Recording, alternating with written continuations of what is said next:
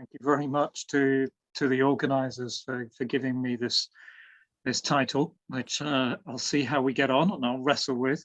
So I'm going to talk about alpha condensation. You'll see I've put a question mark at the end of that title.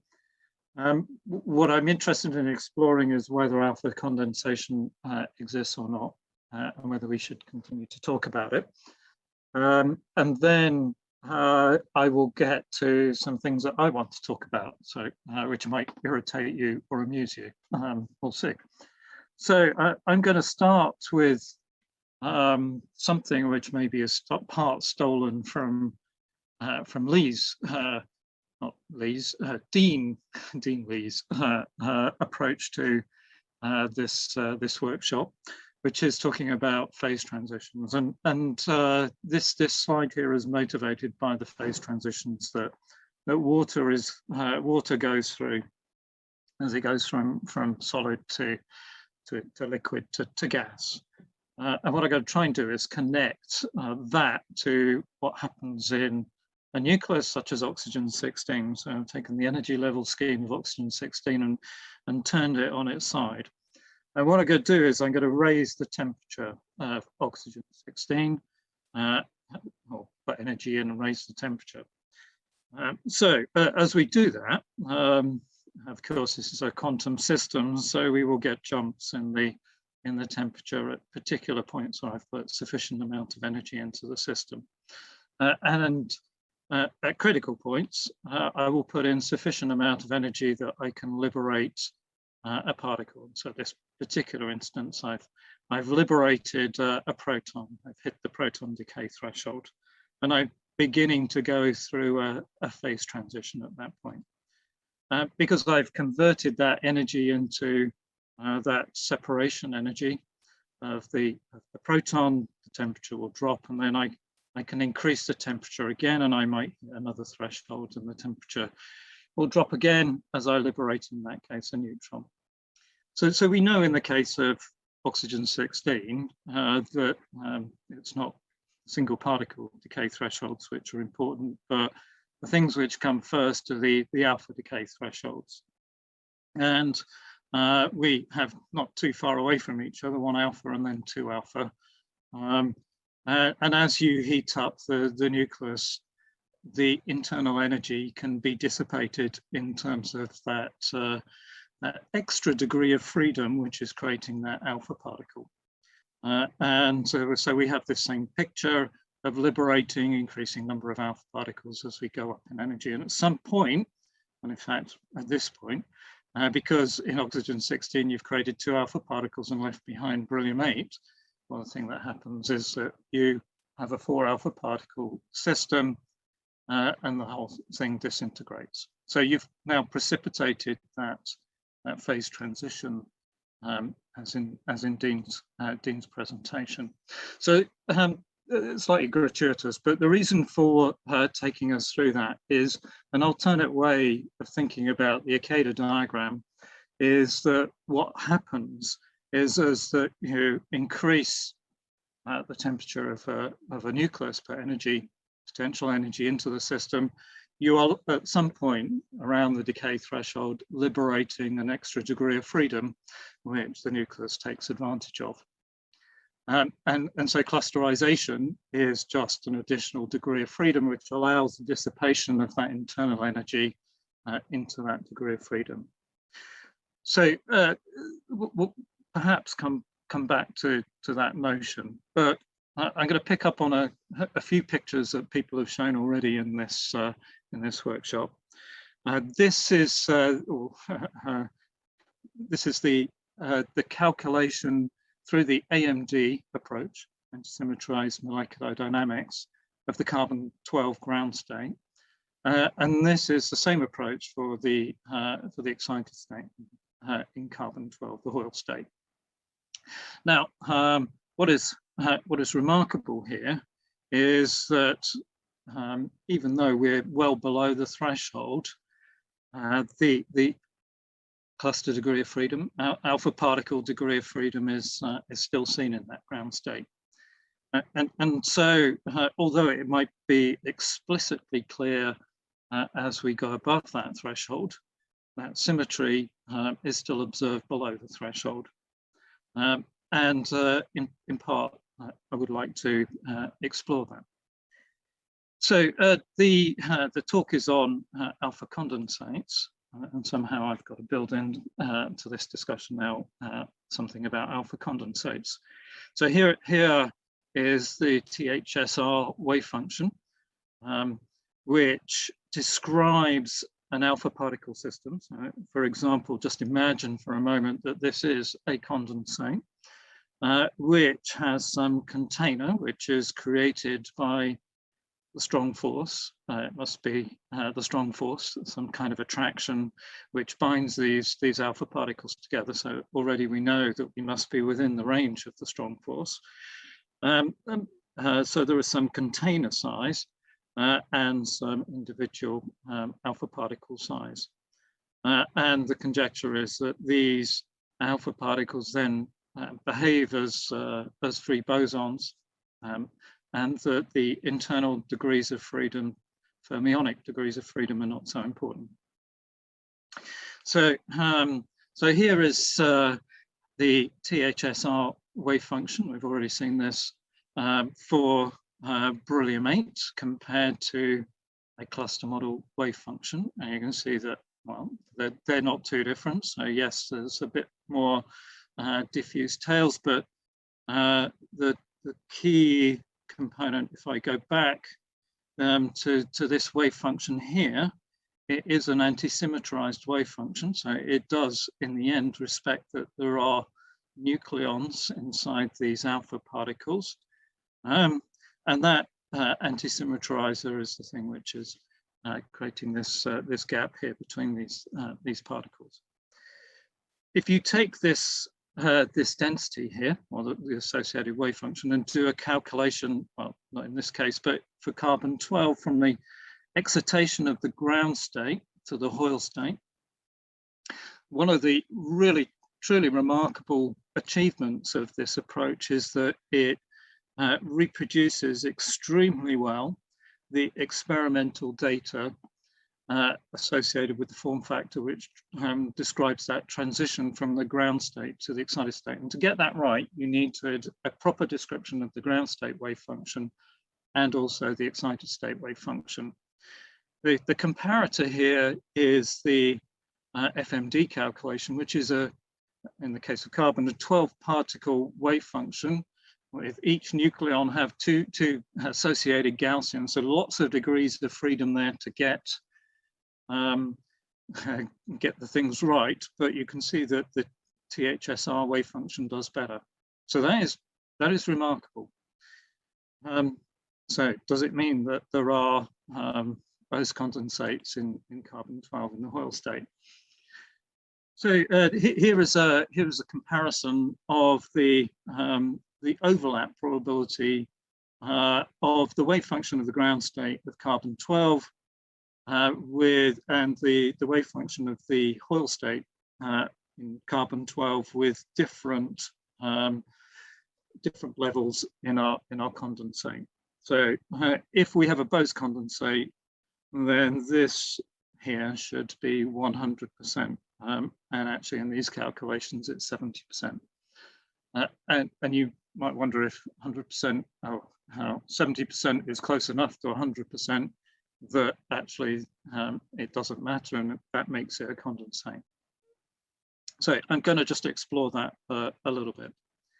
I'm going to explore it by taking a slightly different approach, which is a two-center oscillator approach. And what is shown here is if you solve the Schrodinger equation for two harmonic oscillator potentials as they make their journey from large separation to zero separation, what happens to the NZ quantum number along the separation axis, and eventually you can take that NZ quantum number multiplied by the appropriate frequency in h bar, and you can generate an energy spectrum. And this energy spectrum here is the thing which should remind you of the deformed shell model, the Nielsen model, or deformed harmonic oscillator, depends on your prejudice. In this small limit here, the things overlap.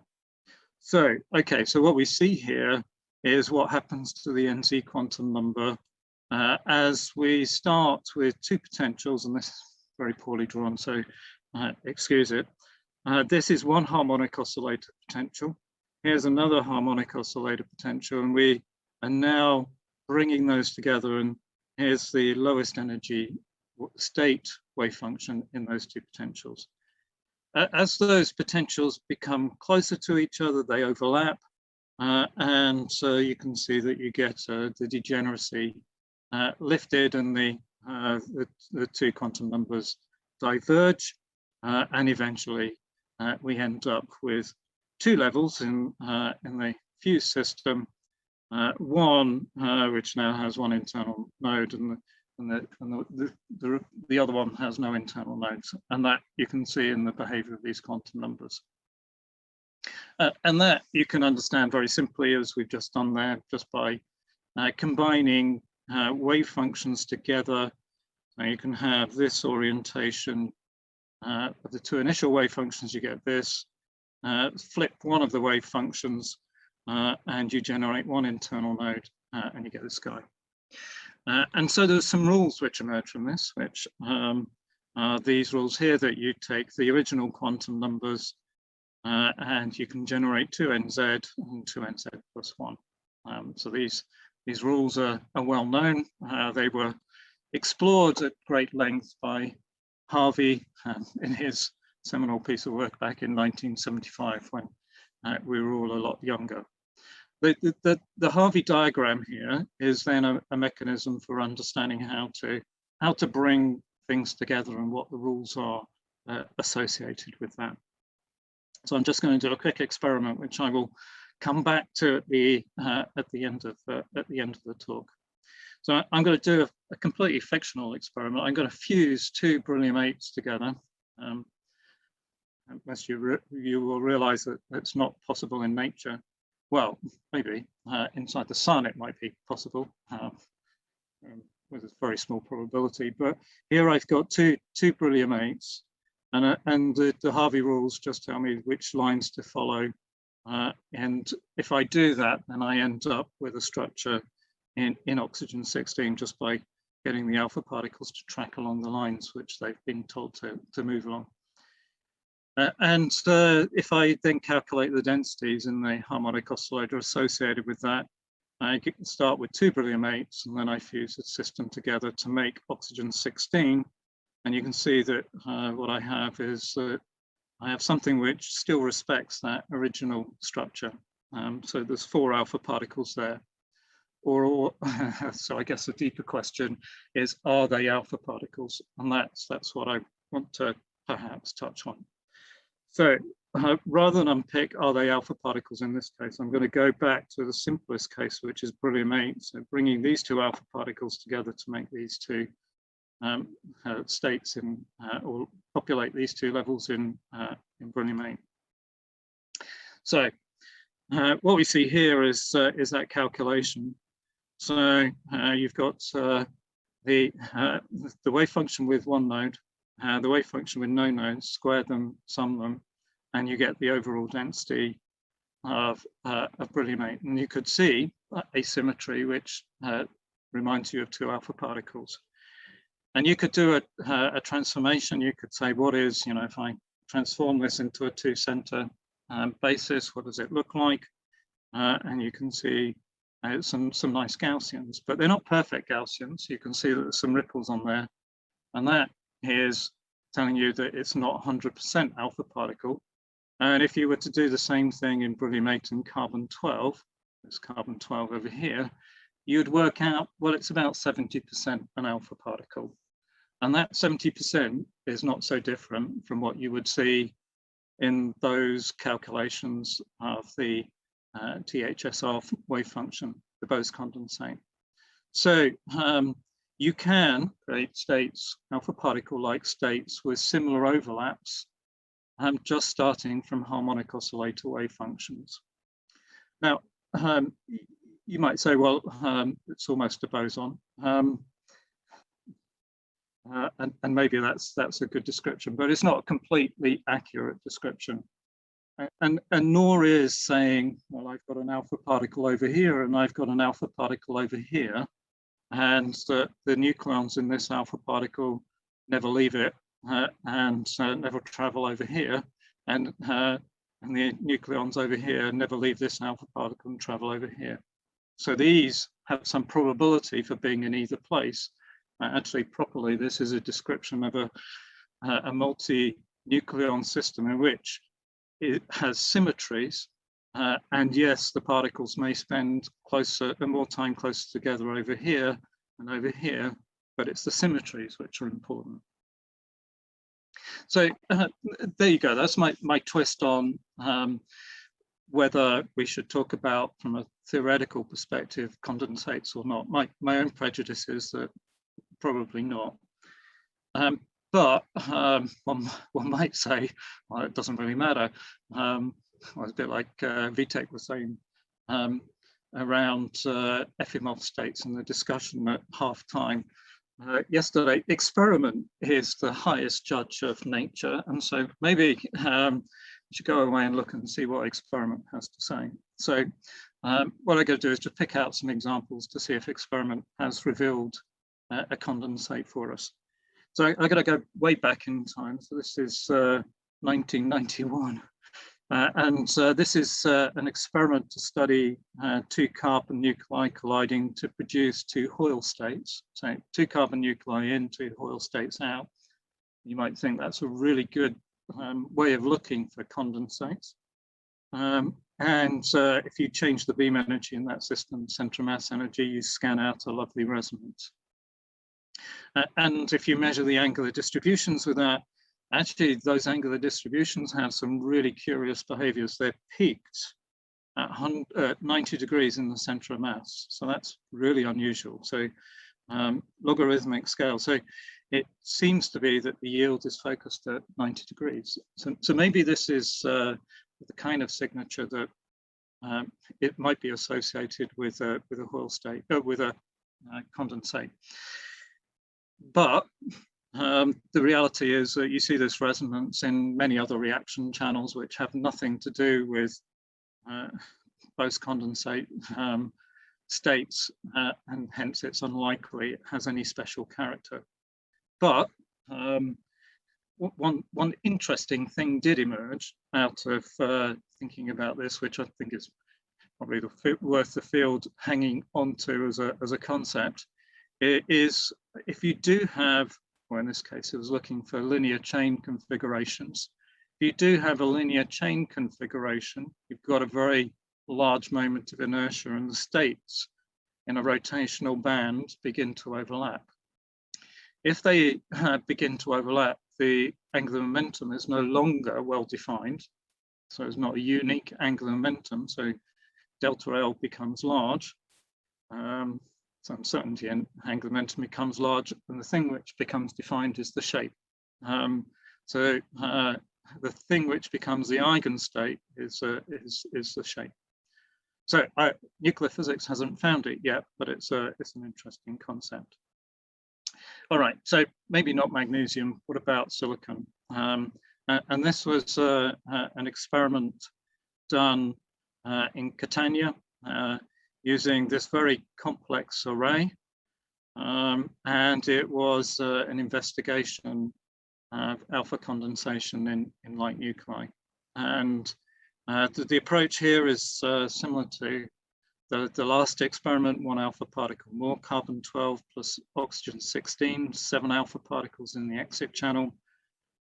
So you're looking for the complete disintegration, but then reconstructing every step. So looking back to magnesium 24, to neon 20, to oxygen 16, is there any evidence of condensates in any of those systems? So it's reconstructing all of those stages. And the answer here was no. All right, so the most spectacular experimental example has been this one here, which is done at Canil. Well, maybe there's more spectacular, most spectacular one that I'm aware of. So nickel 56 through an active target.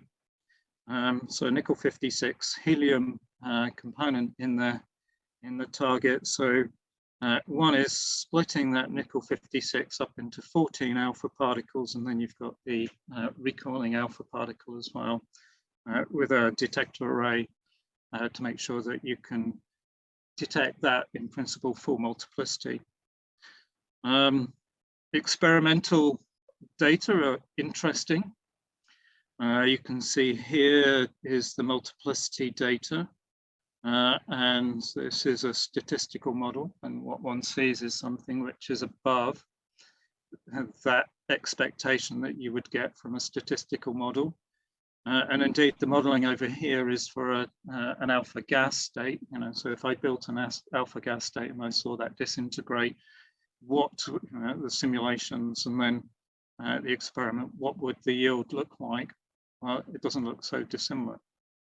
Now, if one was to read the title of this paper, it says signature of a possible alpha cluster state, not an alpha gas state, not an alpha condensate.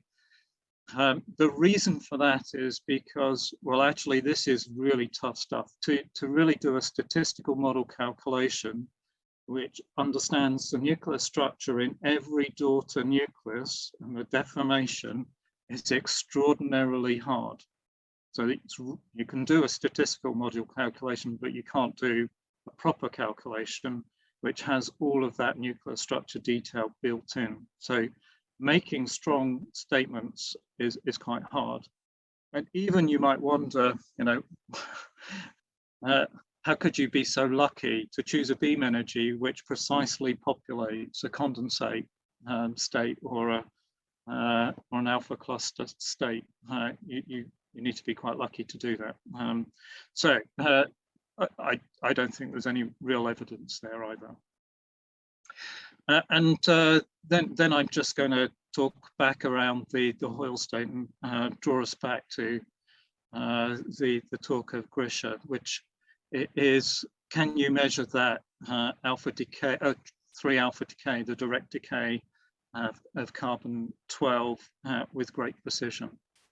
So this is a measurement this is made on the facility just outside my window here. The cyclotron that we have.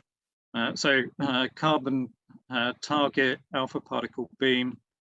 The alpha particle beam scatters into some detectors here and you identify it. And then you have this decay process of the carbon 12 on the other side. What you see is really high statistics population of the Hoyle state, virtually no background. So this is very clean. You can see the number over here. Very large number of events. So you select the Hoyle state events and then you try and interrogate how on earth the system decayed. If you have, so this is the 3 alpha particles, so you can create 3 relative energies between these alpha particles. And if you have a sequential decay, beryllium 8 and alpha, then you should get an energy of 0.5, and you can see a peak here. If you have a direct decay, then that number is somewhere between 0 and 0.5. And what one sees is, well, there's quite a lot of other stuff there, not to be distracted by that, because of course there's complexity in this and the 3-body decay, and one needs to create a Dalitz plot. And that Dalitz plot tells you then what is the sequential decay and the direct decay. So we're looking, if it was a condensate and we have that completely democratic decay for events right in the middle there, equal decay rather, but phase space allows the decay to proceed over the full phase space, which is that circle. So one can try and work out what is a limit for that direct decay, and I think, Grisha, you had a better number than this, but this is, at least from this piece of work, the limit for that branching ratio. So what does that mean from a perspective of condensate? So this number here is below the ratio of the 3-body phase space. So if all things were equal, then on a statistical basis, we would expect to see more events corresponding to that direct decay. So there is a structural reason why that sequential decay is preferred. So in other words, one would speculate because of that, there is not a strong condensate component to the Hoyle state. You maybe can do better, and Grisha had some direct measurements which maybe are to the ghost of the ground state of beryllium 8, but this was a piece of work which tried to take an analysis of the decay of the 2+ state in carbon-12, the excited 2+ state, and a potential 3-body branch from that 2+ state, and then take the learning from that and map it to the Hoyle state, assuming spectroscopic factors are the same. And then you can use that information to work out what a branching ratio might be for the direct decay. And that is many, many orders of magnitude down. So at the moment, there is no evidence for a direct decay of carbon-12 from the Hoyle state. So the last no, I'm gonna skip all this. It's all exciting stuff, but not so important. So I'm going to then move to the bit which is either going to amuse you or irritate you, depends on whether you're an experimentalist or a theoretician. And it kind of goes back to this idea of the important thing being symmetries, and that those symmetries emerge in this case from the mean field. So we're well used to this picture here of the deformed harmonic oscillator and certain symmetries emerging at a deformation of 2:1 or 3:1. And so you get the spherical symmetries emerging twice at 2:1, 3:1, etc. And that's quite powerful because we can take those wave functions and compute what might happen if you fuse two oxygen 16s together in the Harvey prescription. You end up with this shell gap here being populated, or levels up to the shell gap being populated, and that then has a 2 oxygen 16 cluster structure. Well rehearsed, very strong overlap with more detailed nuclear calculations, so it's robust. So the thing that I got interested in is, well, we kind of understand what's going on the prolate side. What on earth is going on the oblate side? Can we find a picture that works there? So you've got so what's I've labelled here are degeneracies. How many particles can you put in the orbits? So how many protons, how many neutrons at the crossing points? And if one analyzes the numbers on the left-hand side, what you see is this pattern here. So you've got spherical magic numbers 2, 6, 12, 20. You can see that you get 2, so a 4 is 2 plus 2, and 8 is 6 plus 2. And so there's an emergent pattern which is very similar to what you see here, and indeed very similar to what you see here. So here's some colours to guide us through our thinking of what we see in the deformed harmonic oscillator on both sides now. So right-hand side prolate, left-hand side oblate. And what you see is that the deformation of 1 to 2, you get the 2 to 1 magic numbers, degeneracies, repeated twice but shifted, at 1 to 3, you get the 3-to-1 shifted 3 times, but shifted by 1 h bar omega each time, and you can see that there's a pattern that repeats. So how does that link back to our understanding we saw in this this picture here? This was population of this kind of structure in oxygen 16. So this is this set of harmonic oscillator levels, and this is how the alpha particles would be arranged in those orbits. Which is exactly what we see from this picture. And so oxygen 16 at 1 to 2. If you were to take the array of 9 alpha particles and obey Harvey prescription, you end up with this array, this matrix, so a cubic lattice. And if you take a more complicated system, you end up with something which is 4 by 4, and that is exactly those patterns in this picture here. You can do the same thing for the next complicated system. So now start fusing oxygen 16s together, and you get exactly the same pattern. So there's some symmetries there, and the question is how one might tie them to nuclei, because the things which are important are not necessarily these lines here, but the shell closures are in these directions. And so one could think about triangular arrangements. Indeed, carbon 12, for example, is this thing here, isn't it? And silicon 28 is this thing up here. So you could actually begin to think about how do you relate these to oblate nuclei? And this is my last slide. So I'm going to just show you how these patterns then give rise to some of the cluster structures that we see. Just analysing the 1 to 2s, you can see that as we start with an alpha particle, the next shell closure, it gives us carbon 12, so these 3. The next shell closure gives us something which is oxygen 16 plus 3 alpha particles. And then we get 3 oxygen 16s and an alpha. Do these map to anything that we know?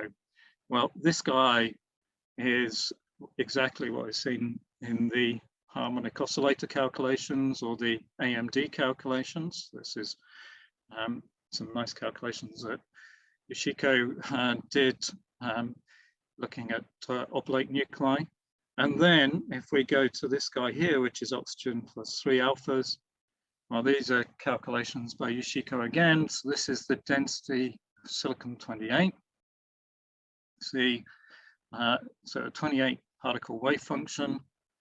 You can see this kind of star type structure, which you could map to points of centers of densities. And if I was to think about this as an alpha particle, alpha particle, alpha particle, and then there's 4 alpha particles in a tetrahedral structure there, which would be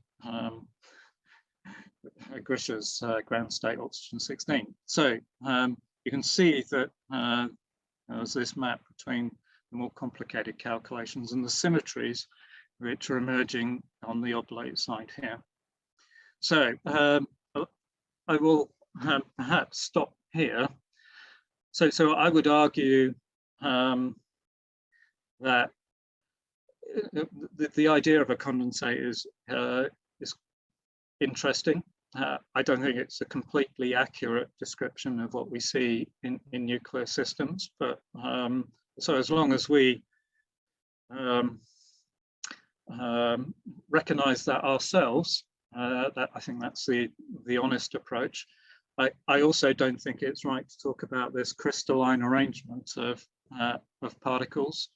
I think one has to think about the symmetries and the fact that actually nucleons are free to move. There's no barrier between alpha particles. They are free to move between different centers, and I believe that the overall driver here is fundamentally symmetries. And I will stop there. Oh, thank you very much, Martin. If there are questions, let's see, do I have hands raised? So there is 2 hands. Who are they? Let's see. Grisha. Okay. Thank you very much for a wonderful talk, Martin. And so I would like to clarify something that you just, so you made a statement that, so the branching ratio for the democratic decay mode of 0.047, as you've shown, already indicates that this is a strong evidence against alpha condensate. But isn't that model dependent? So I think we should be a bit more careful, because this is really model dependent statement. Then if you have alpha condensate, and you have to calculate branching ratio with respect to the decay to the ground state, and that calculation is model dependent, isn't it? It is. So my statement, which we're probably not very careful, was there's a ratio between the 2-body phase space and a 3-body phase space, and you know, that 3-body phase space is an unfair disadvantage because it's really small. So it could be, you know, you have a condensate, and you know, it's constrained to decay in a 2-body way just because the phase space drives it off in that direction. But once you've got to a limit which is beyond that ratio, it's got no excuses. Mm-hmm. But you're right, you know, a proper calculation could be done and should be done, but you know, I don't think that's going to change my conclusion. Well, it's just phase spaces may be a bit oversimplification in this case. So for the 2-body decays, yeah, I would certainly believe the phase space, especially at this low energy, certainly. But when we get to the 3-body system, we're talking about 3-body decay here. So you have to take into account some effects which are not captured by 3-body phase space, maybe, and that may change the picture, maybe not. This is why I'm really trying to be very careful there. You're right to be careful. My feeling is that that would just make the number higher for the 3-body decay, not lower. But really be nice to have a nice calculation that demonstrates that. Okay, is there another hand? No, I think that's Grisha's. The hand is still raised. Are there any other questions about the yet another arrow, in my opinion, put into the corpse of condensation? But if not, let's move ahead to Bob, who will talk about overview of correlations at, and I suspect beyond, the proton drip line. Bob, take the screen. Oops, what am I doing? Hang on. Where am I? Stop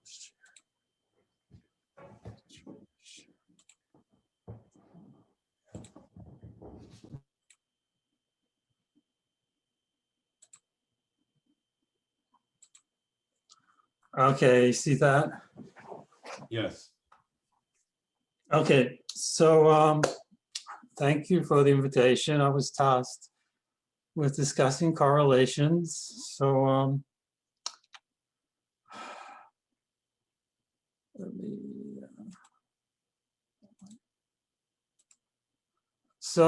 when we get, you know, the proton drip line shown here in blue, when we get, and it has interesting structure, which is related to pairing, so that the sticks out further for the even Z's than the odd Z's. When we go beyond the proton drip line for an odd Z nucleus, we first get to single proton emission. And if we go out far enough, say in this case to fluorine-13, we end up with a case which decays by 3 proton emission. I'm talking about ground state decays here, of course. You can push more protons out if you go up in excitation energy. So you see beyond the drip line, odd Z nuclei decay by an odd number of protons. And for an even Z, it's of course even number of protons. So in magnesium, which is even Z, when you first get above beyond the proton drip line, you have a 2 proton emitter, and you get to magnesium 18, and then you have 4.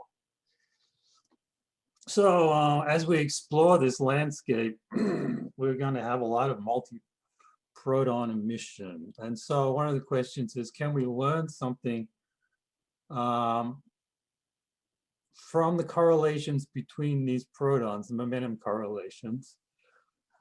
And so that's what I'm going to talk about. These are the known ground state 2 proton emitters at the moment, ranging from beryllium-6 up to mass 67. There are some cases, some of these aren't ground states, but they're low-lying excite states, but we see 3 proton decay for odd Z's, and there are even a couple of cases now we have 4 proton decays. What can we help learn from these things? Well, first of all, for the 2 proton decays, one thing that's pretty clear is we can differentiate what I call prompt 2 proton decay, where the 2 protons come out at the same time, from sequential, where there's a time ordering. For the prompt 2 proton decays, we can ask ourselves, do they provide any nuclear structure information? We'll investigate that. For these higher order cases, an interesting question is, how do they decay? For instance, does magnesium 18 promptly emit 4 protons, or does it emit 1 proton, another proton? Neon 16 is a 2 proton emitter, do so, or is it 2 protons here to 2 protons there? So that's also useful for these correlations. And I won't talk about too much about that, but there's a talk tomorrow by Jing Yu on magnesium 18, so you can learn more about that. Let me concentrate on the 2 proton decays. These are 3 body decays. So there are 3 momentum vectors, which are 9 degrees of freedom. But of course, we're looking at some resonance, which has fixed decay energy, and of course, momentum conserved. So there's 4 degrees of freedom associated with these, so that reduces us from 9 down to 5. Any 3 set of momentum vectors we can rotate as a whole and create some other solution, but we will consider these equivalent. So there are 3 Euler angles to describe any arbitrary rotation, so I can remove those. So that leaves me with 2 degrees of freedom. So these correlations can be described by a 2-dimensional distribution.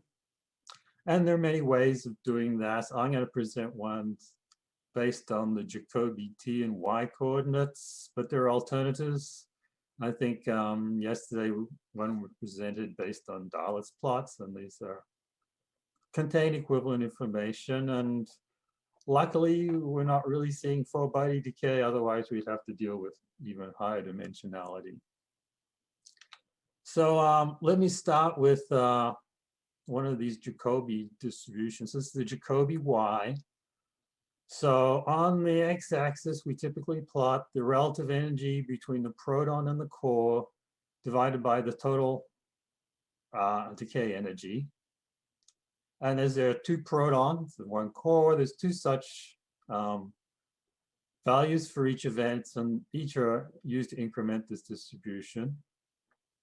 And on the y-axis, I won't define this angle exactly, but down here, we're looking at, basically this contains information about the relative angle between the 2 protons coming out. So here they come out the same angle. We kind of call this the diproton-like region. And here they come out at 180 degrees, so back-to-back, sometimes called cigar configurations. Now, the plot I'm showing here is data from a state in neon 16, the second excite state that sequentially decays through neon 16, and there's 2 discrete proton energies in each step, and they give you these 2 ridges. And the important thing about sequential emission is the time ordering in this plot, especially in the Jacobi Y, gives you that information directly because the relative energy between the second proton and the core gives you the invariant mass of neon-16, which is independent of any angle. So that's this vertical ridge, whereas the relative energy between the first proton and the core depends on the recoil given to the intermediate state by the second proton, and that gives you the sloping ridge. So you can just look at this and you immediately understand the first and second decay. The Jacobi T, which I'll show you in a moment for another system, also has two ridges, but they're both sort of curved, so the information about time ordering is lost. So this is the Jacobi T, and here we plot on the x-axis another energy. It's just the relative energy between the two protons divided by the total. So if that energy is small, you have a diproton ridge, and if that energy is large, you have the back-to-back, and we have another angle here. It's defined here. This is a relative momentum between two protons, and this is from the center of mass of those to the core, and that's this angle here. This is a prompt two-proton decay. It's beryllium 6. You notice it's sort of centered around 0 here, so this angle is about 90 degrees, so it's basically this configuration. And you see that the relative energies between the two protons and the core is approximately equal, and that's a defining feature of prompt two-proton decay. And because this sort of looks like a blob rather than two ridges, and in the Jacobi Y it also looks like a blob. Here are sort of the latest correlation studies in the 2P cases. Not all cases have correlation studies, but you see we have really great statistics for the lighter cases. These are easily produced, whereas these heavier cases we have rather meager statistics, only a handful of events. And of course, there's also a separation in how you detect this. These decay into the target. So you can just have E delta erase to detect the fragments, identify them. Whereas these have typically millisecond lifetimes. And so use devices more like TPCs. And obviously in these cases, 2D distributions not that useful, but we can look at some 1Ds. I want to look at some system. Oh yeah, I want to first mention there are theoretical predictions. There's two models I will mention. Obviously, to get these correlations, you have to propagate things out to very large distances because you have to deal with a three-body Coulomb force, which has an infinite range. So that's something all models would have to take into account. There's a three-body model of Leonid Grigorenko.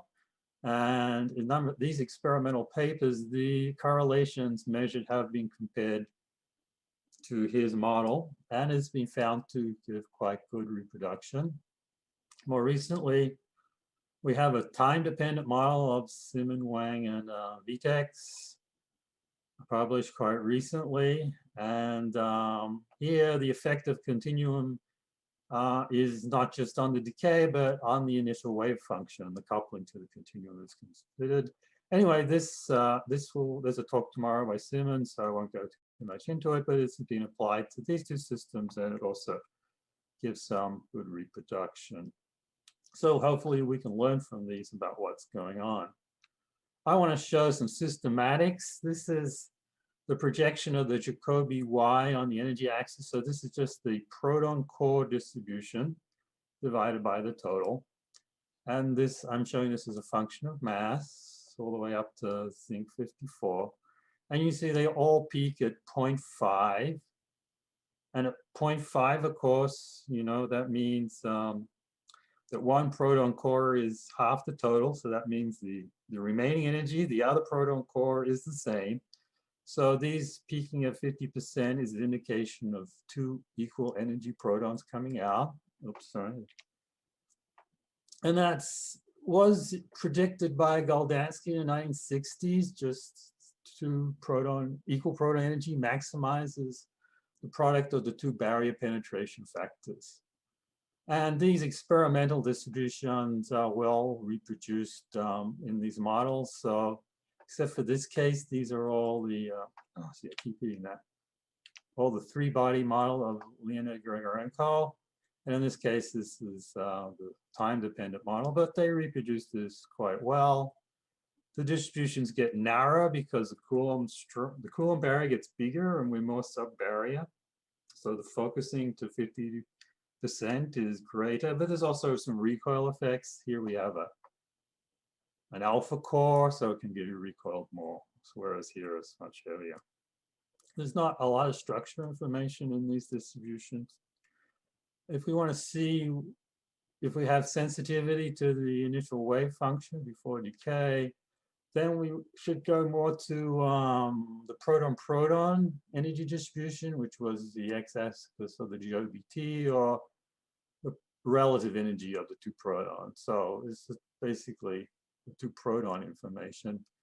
And for instance, here I've got calculations with Grigorenko's code with for the heavy case iron 45 and zinc 54. And in both these cases, the initial configurations have p squared and f squared configurations. And you see if you change the relative amount of p squared, then this second lobe in this distribution here can get bigger with more p squared, and they conclude that you need significant p squared.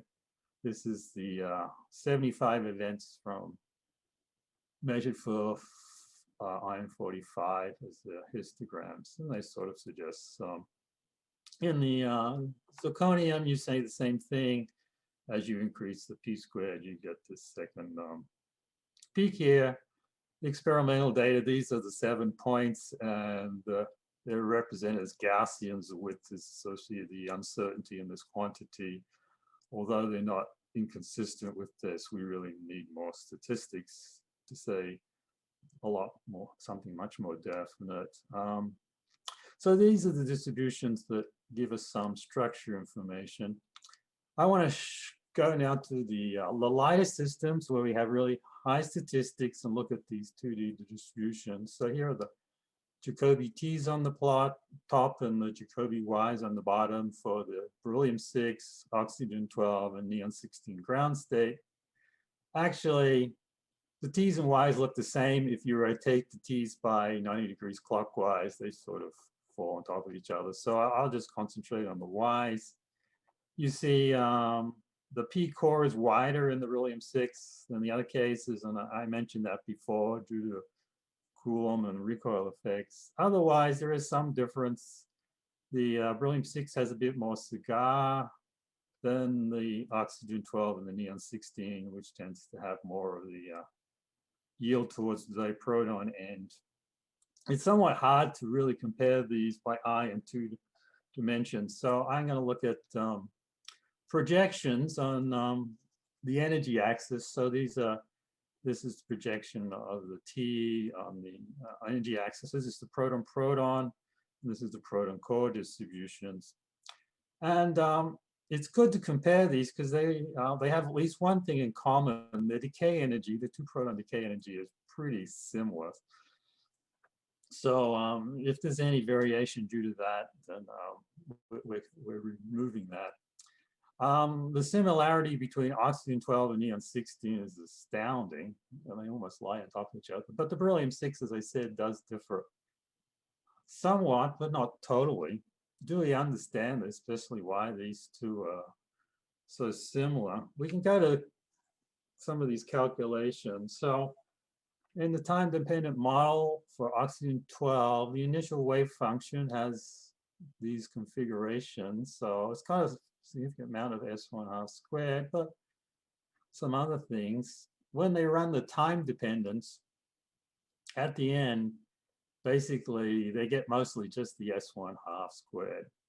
And a lot of this is just barrier penetration factors. It's easier to remove 2 nuclei with L equals 0 than higher L's. So there's a selectivity by the decay into this S1/2 squared, and it's dominated by this, though it's not 100%. Calculations with the same model haven't been done with neon-16, but most people suggest it has significant S1/2 squared components in its initial wave function, and maybe even 50% from some estimates, but with most of the remaining now in terms of d squared components. But again, barrier penetration factor arguments would suggest that the S1 half squared dominate. So when you go back, why are these the same? Well, probably the reason the same is the distribution's dominated by the emission of two S1 half squared protons. The beryllium-6 is different, and certainly there's not a lot of S1 half squared in the initial wave function. We expect it mostly P3 half squared. There is a small amount in these time-dependent calculations. They start with a small amount. It's called non-resonant S1 half squared. But after they run the time dependence, they end up with about 50% S1 half squared and the remainder P3 half squared. And there's some mixing as you penetrate through the barrier and go out, mixing between the P3 half and the S1 half squared. It's about 50%. And interestingly enough, the calculations of Leonid Grigorenko basically say the same thing, that this mixing occurs. So we go back and you see this is the distribution that contains structure information. So if there wasn't any mixing, we would probably expect this distribution to be significantly more different from these, which are dominated by S1 half squared. So this mixing brings it closer, but there's still a difference. So this is sort of structure information we can extract. I want to leave ground state, and I'm going to go to excited states. And the first excited state I'm going to consider is isobaric analog of this oxygen 12 ground state.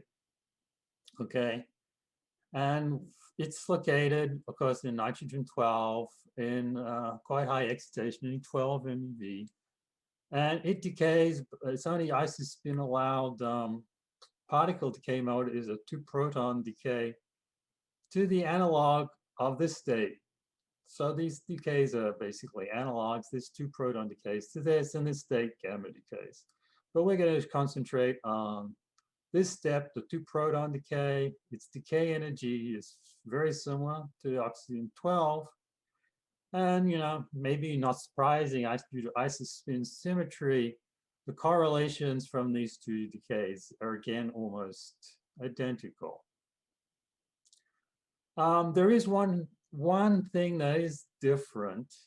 Oxygen 12 is not in the original idea of Goldansky in the 1960s about 2-proton decay. He considered looking at states where the 1-proton intermediate, the 1-proton daughter, was energetically disallowed. So that would be up here somewhere, but actually, in this case, nitrogen 11 ground state, the 1-proton daughter is allowed, but it's very wide.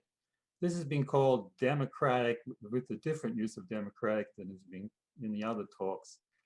So decays where there's a wide intermediate state are often called democratic, but they're still considered prompt 2-proton decays.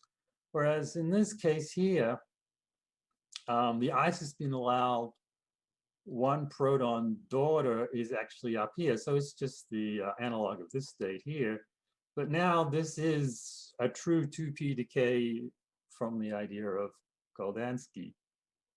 But you see, it doesn't really make any difference. So the location of this intermediate state does not seem to be important in describing the correlations. Okay, I'm going to go to another excited state in a different nucleus, and we're going to start seeing the same correlations again and again. So, sorry. Now I'm in carbon 10, and low-lying states in carbon 10. So this is actually inside the trip line, but they decay to 2 protons and 2 alphas. And I want to get back to 3-body decay, so I'm going to put the 2 alphas in a beryllium 8. And to do that, I'm going to look for events where these 2 protons are, 2 alphas are in beryllium 8. So I calculate the relative energy of the 2 alphas and construct the beryllium 8 excitation energy. And there's this nice strong peak associated with the ground state. And this is an expansion of that region. It doesn't sit on any background, so it's nice. I can gate or veto this. And so if I gate on this, I select 2 protons and a beryllium 8.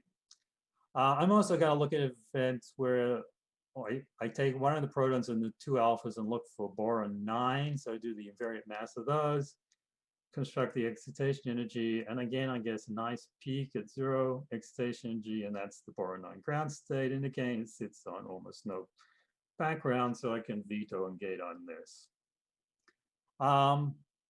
So if I'm going to have a sequential 2-proton decay, I need a narrow intermediate state, and that would be boron 9 ground state. The other boron 9 excite states are wide, and it decays to here. So if I put a gate on that, I get this distribution in the excitation energy of carbon 10.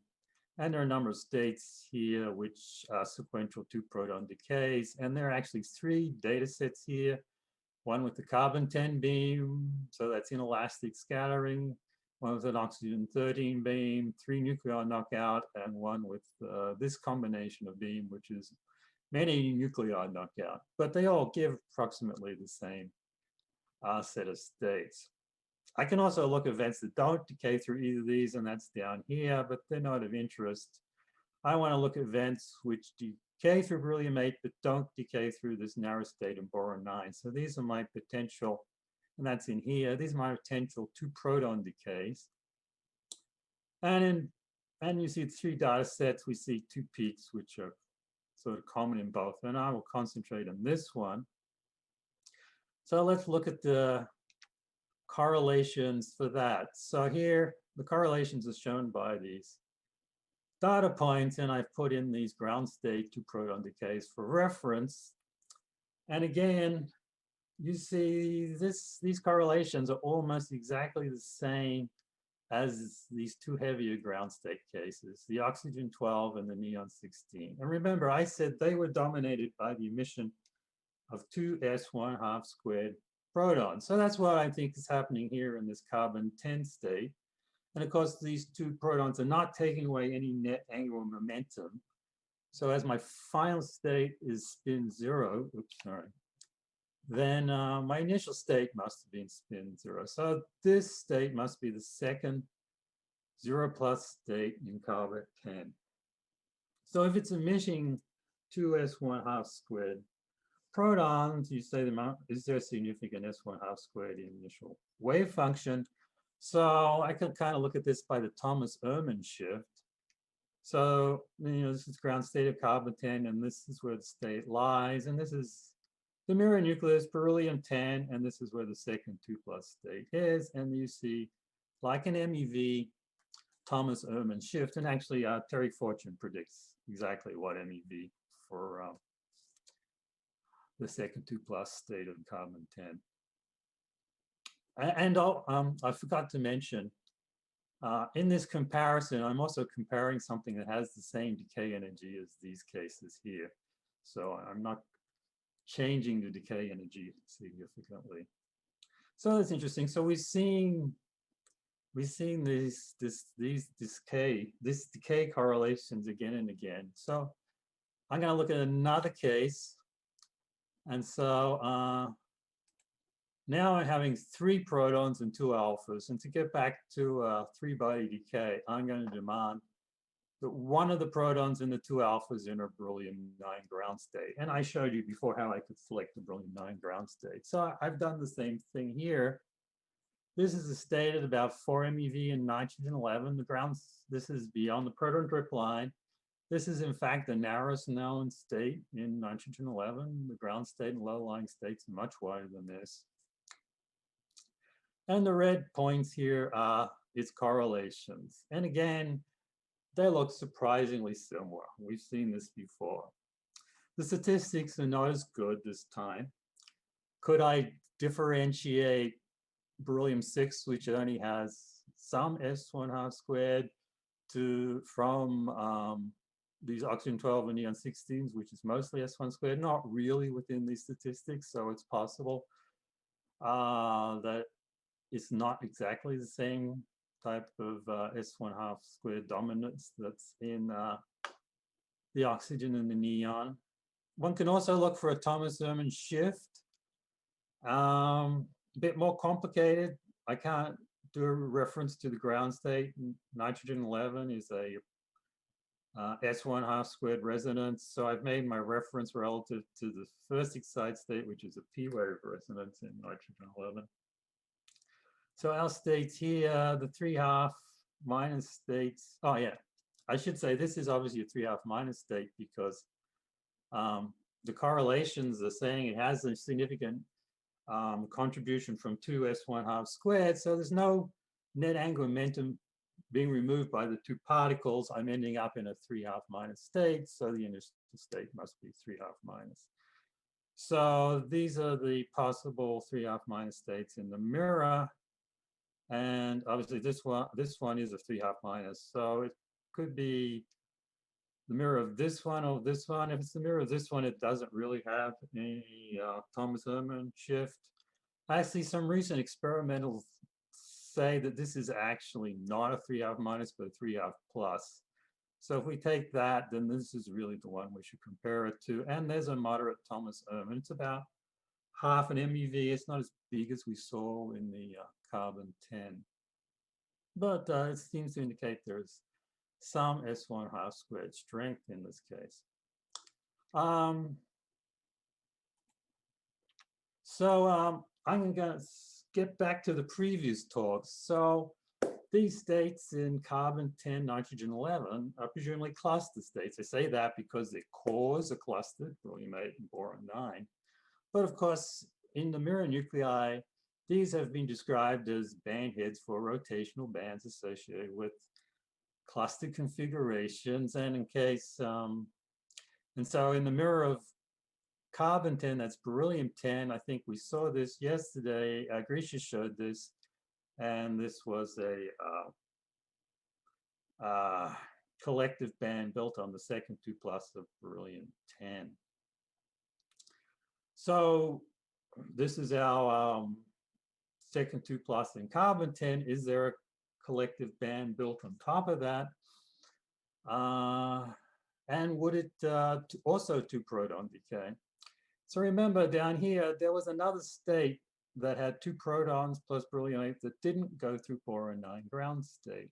So this could be our, this is another prompt 2 proton emission. And if I assume this was the next member of the band head, then it would lie right here, which is exactly parallel. So it's the same moment of inertia as this. So this is in the right location. And this probably peak maybe a different decay branch for sequential decay, and there may also be an alpha branch. And Martin's actually looked at this as well in the past. So we're seeing, so these bands, at least in the neutron-rich cases, the 2 neutrons are in sigmoid orbitals. So we're presumably seeing the 2 protons emitted from the sigma orbitals, which has a lot of their strength in between the 2 alphas, and the 2 alphas are pushed out.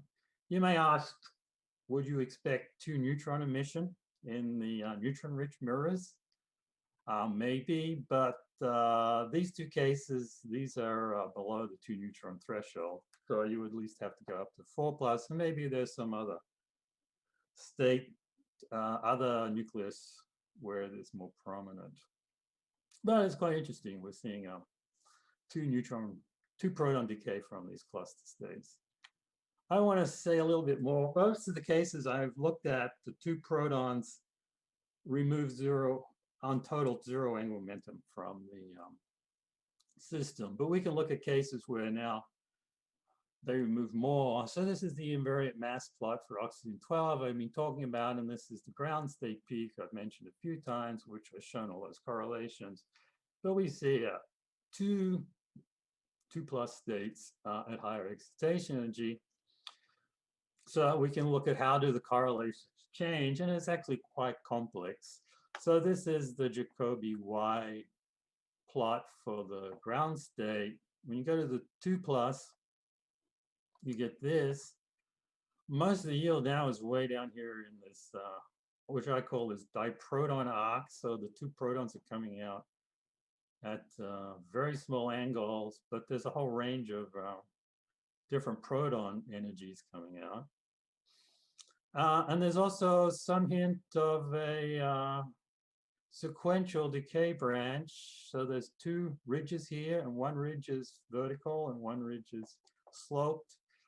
And these ridges correspond down here. So this is the first 2+. They would correspond to a sequential decay through the ground state of nitrogen 11. One has to be careful. There's some background here, and so we don't know the relative contribution to each of these features. But if you get in between here, you get, or in here, you sort of get something in between. So it's not clear to me how different the background is from the main peak. When we get to the second 2+, now we have two distinct ridges. You might say this is sequential, but the trouble is, unlike in this case here, I can see a vertical and a slope line. I don't know which one of these is the vertical and sloped. Perhaps the energies here correspond roughly to either this sequential decay scenario or this, and perhaps both are appearing, and that's why we don't see one vertical and one slope line. However, the trouble with calling this sequential is all the yield is down here in the diproton region. So though we have two discrete proton energies coming out, the protons come out at very small relative angles most of the time. So this is not what we would normally consider sequential decay. So this is a very interesting and complex evolution. We're changing the spin and the excitation energy.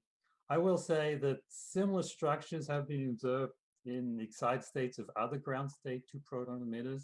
So beryllium-6 has 2+, which we also gets a structure like this, and also the neon-16. And in one of the cases, the three-body model of Grigorenko explained it all.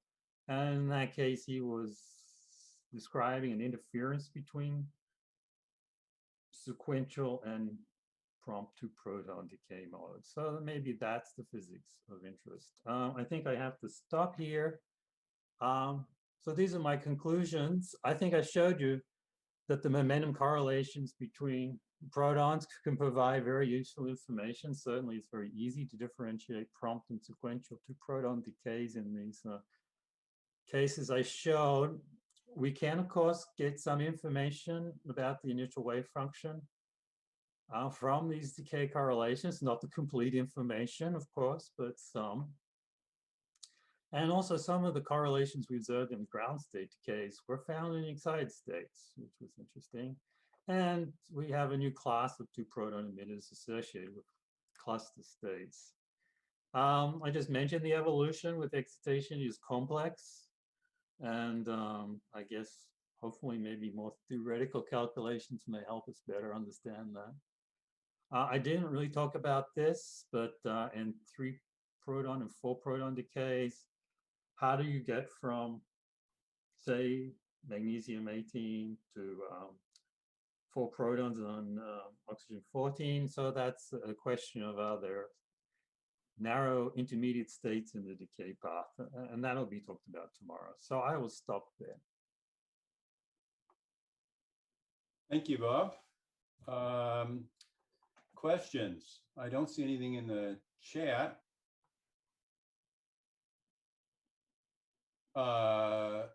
Okay, Olivier, what you have your hand up, please. Yeah. Speak up. I wanted thank you very much. There were a lot of information that was hard to follow, but I appreciate it very much. I have a question. I'm not sure I understood you. You characterized the kind of diproton decay from the fact they have a small relative angle, but not a small relative momentum value, right? Well, you can do either.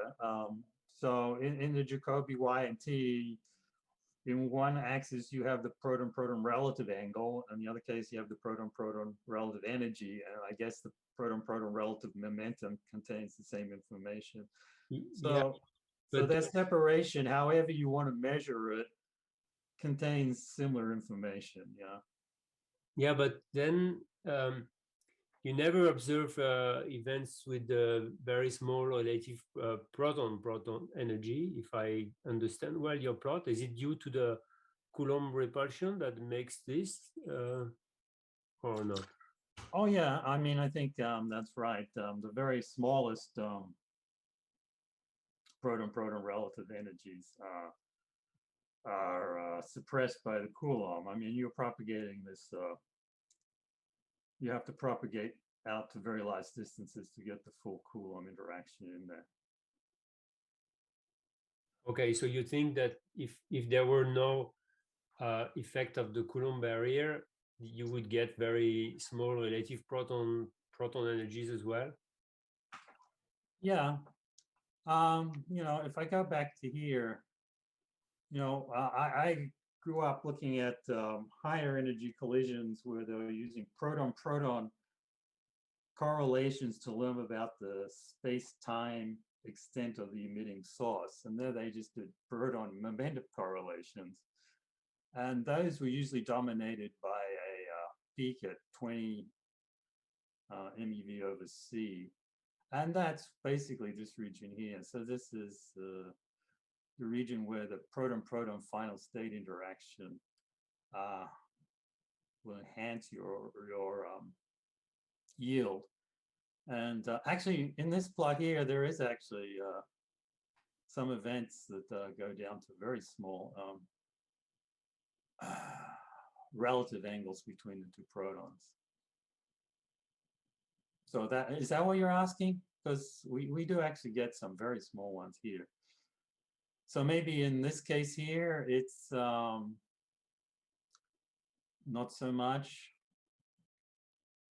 But in these two pluses, we certainly do.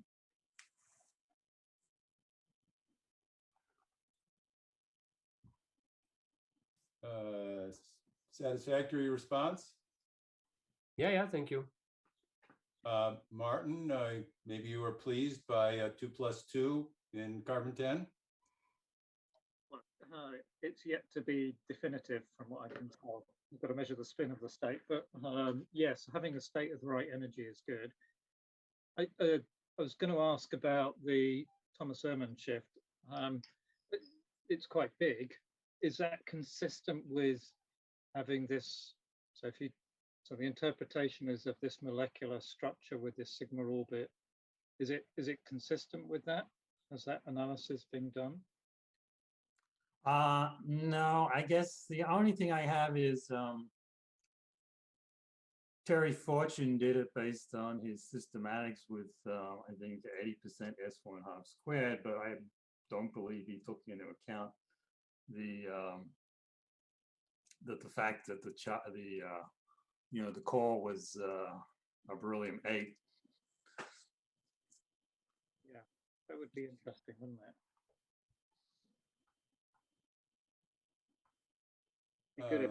Be good if someone did that calculation.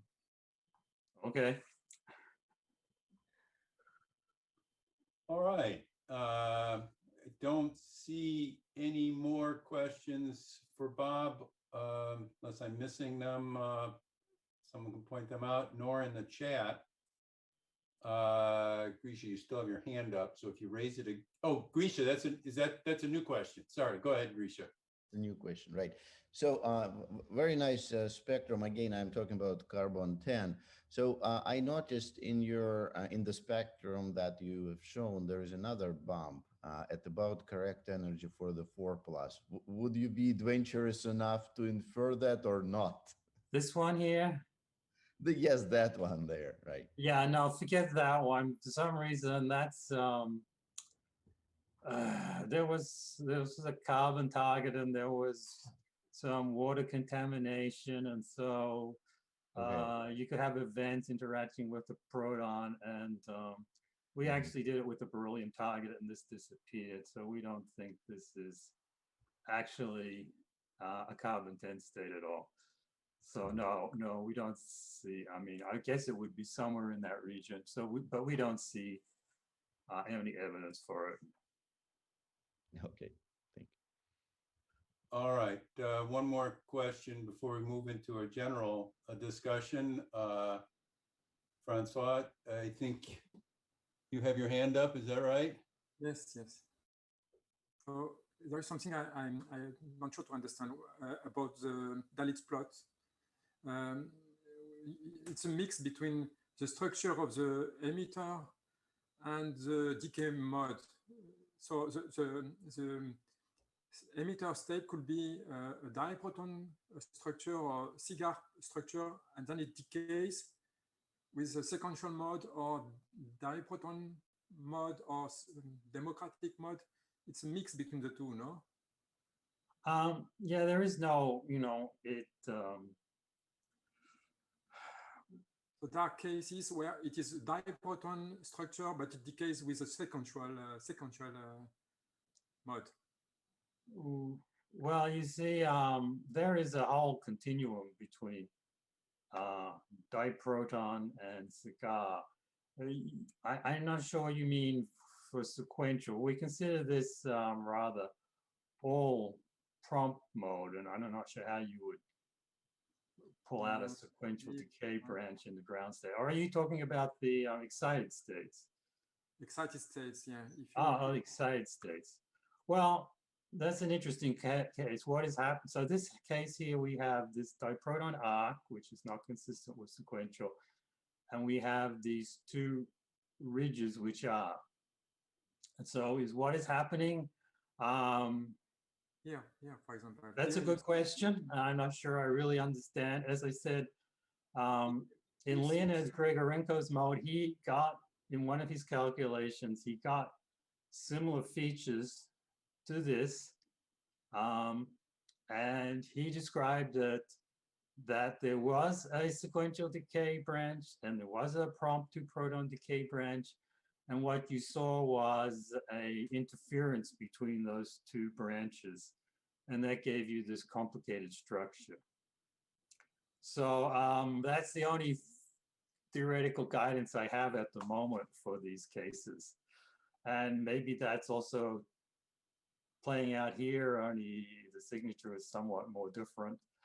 I don't really know. But as I said, it's quite complicated.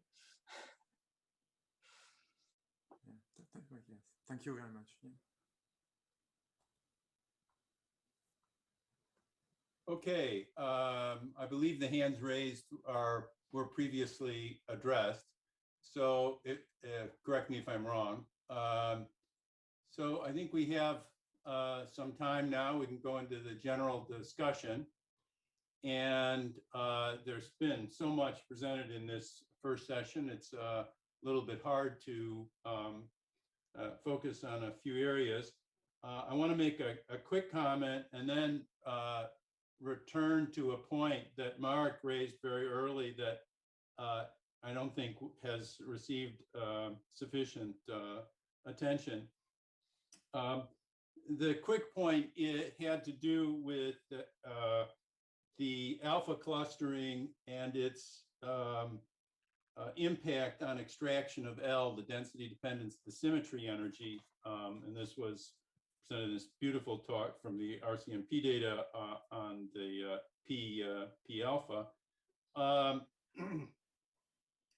This came up in a conversation on another seminar, and Jorge Prikaverich said very bluntly, in his opinion, the only way to deal with this problem was to take a nuclear model and, if you will, forward calculate the parity violating electron scattering observables rather than trying to back it out. And I'm just relaying Jorge's comment. And I don't know if anyone is about that game or interested in that game, but it seems to me that it is a legitimate request and enterprise. So let's see if I can quickly share my screen.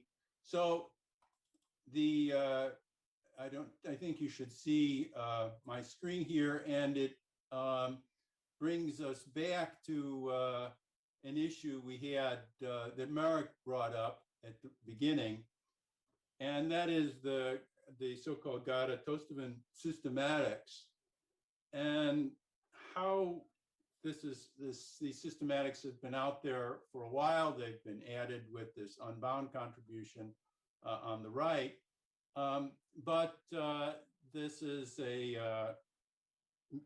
major set of observations. People have spent a lot of time doing this, and our understanding is perhaps becoming a little in focus. One of the components is the high momentum issues that one sees in JLab in the correlations, but that seems to be a rather small piece of this puzzle. And I wonder if we could get a couple of people to comment on what they think the status of understanding these knockout cross sections are. Maybe Merrick can get the ball rolling, and Vitek might have something to say. Simon maybe also. So I'm just going to suppress this plot, just having reminded people of what we're talking about. Well, what was our recent finding and contribution in these studies of light nuclei is that it seems that if you include consistently coupling to the continuum states, you do understand the change of the ratio of the spectroscopic factors, or if you like, the cross sections for the removal of weakly bound or well bound systems. Now, this is to some extent qualitative, because you need always some kind of interaction, Hamiltonian. Of course, you fix the Hamiltonian on the basis of some independent data, but anyway, this is the ingredient we have. Within this model, if you add the coupling to the continuum states, you in principle also bring the higher momentum state into the game. But these are not in the energy scale corresponding to the hard collisions. So, within this model that we were studying, we cannot address the question how important are those correlations that are studied in JLab.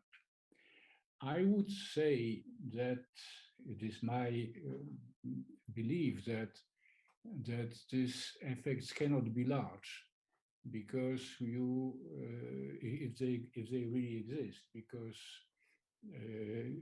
I mean, of course they are large in the sense that about 40% of the flux goes to those extremely high energy high energy scattering, but I do not say that this effect should contribute to the significant evolution as a function of the separation energy or the asymmetry in the separation energy. But it is not now in view a model which could investigate all these cases consistently. So the question will be with us certainly for some time. Alexandra, what would you like to see? So what I wanted to bring up is a rather new explanation that only emerged like a few weeks back, maybe, or a few months back, based on work that Dick Fornstal and Scott Bogner and collaborators have done. And they make the case that the problem with the reduction factor plot and the disagreement of the different reduction factor plots depending on the probe might be related to us mixing scales. So we have a very high resolution reaction theory scale with a low resolution structure scale, and we sort of multiply the two, and then we get a result that is surprising. And then you go to P2P, where you have a different reaction model, which is also high resolution, and you take a structure model that's low resolution, and then you multiply the two and you get a slightly different curve. And so for them, it's a mismatch in scales. And I believe, I don't know, I have to find it. There might be a paper on the preprint server by Dick or that was just some private preprint that I received through some short-range correlation workshop. Indeed, the short-range correlations, the JLab type ones from Orhan and collaborators, they seem to be rather small. They are important but small.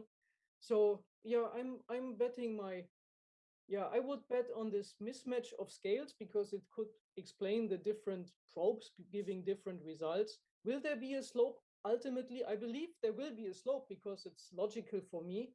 I would hope that the probes reconcile by, putting them on a similar footing, which, for me, the ball is in the court of the theorists.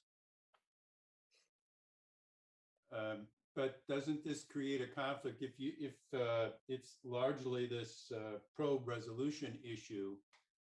Is there enough room for the continuum models and what they're saying? So I think so. You can't. So you think it's some of each? Yes, absolutely. I mean, the continuum is important to some extent. The short-range correlations a la JLab, they are important to some extent. So I think it's a very messy issue and that many effects contribute. That is what I would agree also, that you have several effects. There are effects from the purely or direct differences of separation edges, which are related to the asymmetry in the neutron-neutron and proton-proton interaction. This is quite obvious. But then there are also the continuum effect, specific continuum effects related to the individual for each nucleus, the distribution of channels and couplings. So there is, of course, a messy effect, but I think there are some characteristic features which probably one can understand in general terms.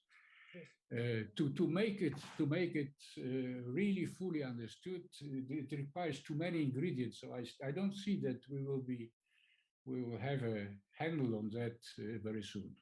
I think this is a very complicated dependence with several ingredients.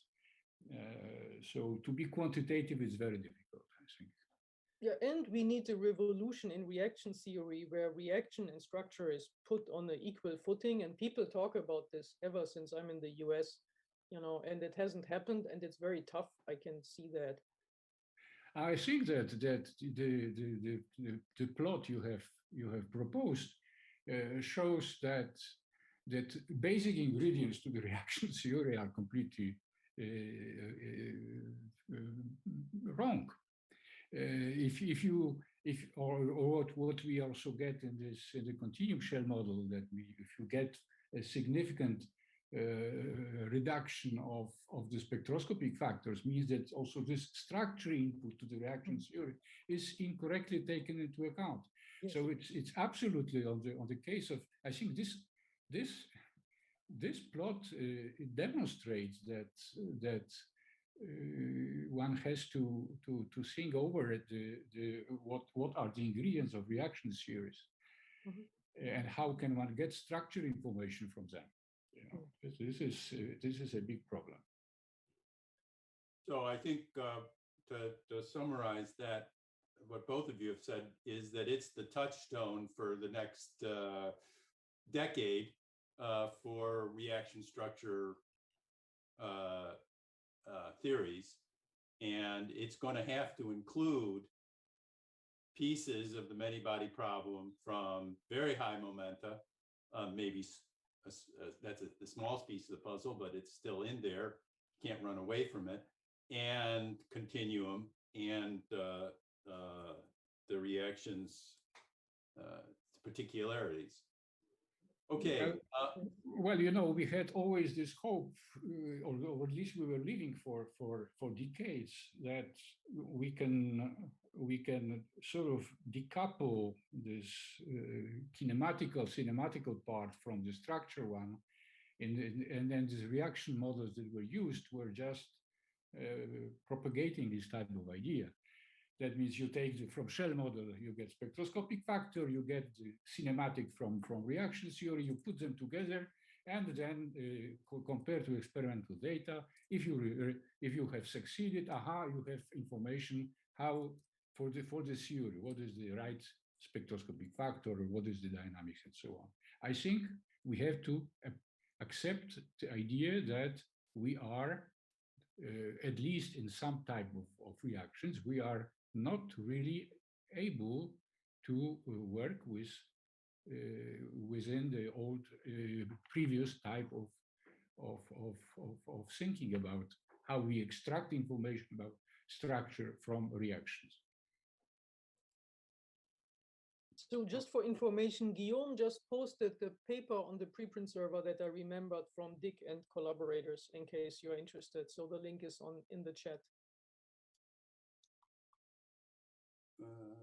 But I think the conclusion of that paper is very open. In fact, there is, yes, I mean, and it is Dick has, messy. yeah, yeah. Open in what? Sorry, open in what sense? So he basically, I think in the end, there is a summary with key questions that they try to answer. And in the end of the day, it said that this high momentum reaction, they probe basically tensor force and short range part of the nuclear force, which this is not part of the physics we are describing in with low momentum interaction anyway. So. Yeah, that's about the short range correlation part, yeah. Or the JLab energy scale part. Well, so is everyone in agreement that that's in there, but it's not the driving, it's basically within error bars or something. It's a small piece of the problem. Yeah. Is anyone saying anything different? Okay. All right, so I think we should stop on that topic. There was a tremendous amount said today and yesterday, and I think there may be even more down the line on alpha clustering in the Hoyle state. Is there anyone who wants to make a final comment about either alpha clustering in general or condensate issues, which were somewhat beaten up in some talks, but any comments, closing comments there?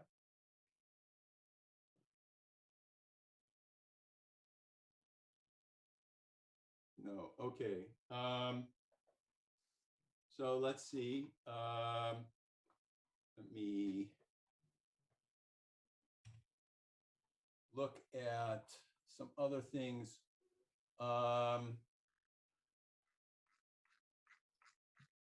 So is it true that or Martin, do you accept what Grisha was saying earlier, that the ghost that will be suffering from a ghost issue, ambiguity, for at least for the time being, or in that Grisha was arguing there's some room for direct three-body decay, but it's masked by the ghost, and that's model dependent, and so therefore you're stuck with that ambiguity. Do you buy that? So I might invite Hans to come in at this point, but my thinking is that you can calculate, based on the strength of the ghost, what the decay probability would be to that ghost tail, and see if it's consistent with the number of events that Grisha has measured. And if it is, you go, well, it's probably the ghost and it's not the direct decay. So I think, Hans, you're probably best placed to. Yeah, I agree completely with what you say, if I may comment. Yes, please. I see your hand now. It's in a different place. Yeah, so actually we published this paper to try to estimate how large that fraction would be. And it's in very much the ballpark that Grisha has measured, 10 to the minus 4 range. But maybe another comment could be that I don't know whether it's kind of a meaningful distinction to talk about what is the difference between the influence of the this ghost and what you mean by three-body decay. I think that we need to be a little bit more precise somehow. So the way I look at it is that you need to have some kind of model that just takes into account the interactions, Coulomb and Strong. I don't know whether there's any observational, meaningful difference between what we are talking about here. So how would you distinguish the effect of this ghost from whatever you call direct decay? I don't know how I would do that, apart from having some other calculation that would make a prediction. But so as an experimentalist, I read that as a story over, at least on the experimental front, until theorists say there's some partitioning here that can be done in a solid way. We should devote attention in other directions. Is that correct? or maybe I would look at it more. I mean, these two things go in parallel. So I mean, at the moment the data is so little. I mean, 9 events I think Grisha was talking about, or less than that. So before that we have more data. I don't think. Well, we need more data to make at least the data-driven evolution of the theory. Maybe if there's some good theory that could be predicted, then we can put more effort into the experiments. So I think those two things go together, if that makes sense. Yes. Am I missing some other hands or comments that people want to make before we close this first session, end of the second day? I think well, I have a question to Bob presentations. This is a very small question. He was showing the relative yield in nitrogen 11 seconds 3 half minus or something like that. And I have noticed that this relative yield was very strongly asymmetric. Does it make sense do you have some understanding of why it is so asymmetric, and why this asymmetry is only on one side of the 0.5 parameter? This is what I wanted to. Sorry, I don't quite understand what distribution. There was one of the transparencies. There was a relative yield of the 2 protons, I think, and that was for the nitrogen 11 second 3 half minus. This was for relative. This is for the relative PP energy. I think so, yes. And I've noticed that it was good to do that with respect to all other distributions you were showing. This one was particularly asymmetric. So I asked you, I want to know what do you have understanding of this effect? Not really. Maybe I could share again and look, see what we're talking about. No. That one? No. Yes, this one. Yes, exactly. Yes, this one. So which distribution, the top or the bottom? Bottom. So you think it's a little asymmetric? Yes, it's clearly asymmetric. With the tail on one side. So okay, I don't know. The error bars are pretty big. I don't know. But yeah, I guess it may be that this is a detector issue. I don't know. Certainly, yeah, I see it doesn't go out that far on the left side as the right. I suspect that's a detector issue, but okay. I don't know at the moment. So that's all I can say. Okay, thank you. Grisha, is your hand up a remnant? Yes, it is. Are all the hands up remnants? No. I have a question. So regarding P alpha reactions that we discussed earlier today, I'm worried about using the same imaginary potential for all of the thin isotopes. Am I wrong to worry about that? Because we're using the same imaginary potential, right? And we go from 112 to 124. So is it possible that the imaginary potential changes and that precipitates the decrease of the alpha clustering on the surface, preformed alpha clustering which you are measuring? You're talking about the alpha No, sorry, this question is to Naka-san. Yeah, I know, but I don't understand it. Are you talking about the alpha optical potential or the So proton? they are using imaginary potential to extract the preformation coefficient, right? So that imaginary potential that they're using is the same for the chain or for the entire chain of isotopes. Is it correct to use the same imaginary potential? Let me answer to that. So that is during my explanation on the reaction theory knockout for the knockout reaction. And I explained like the depth of the imaginary part was tuned to the experimental data. And that this means originally the imaginary part of the optical potential, imaginary part was obtained by optical potential, which is isotopic dependent, right?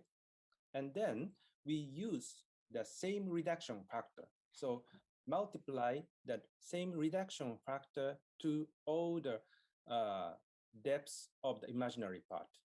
So the depths of the imaginary part are different for each isotopes. So that is my answer. Okay. So do not worry about that. Thank you very much for the question. Thank you. And, oh, sorry. Okay, Olivier? Yeah.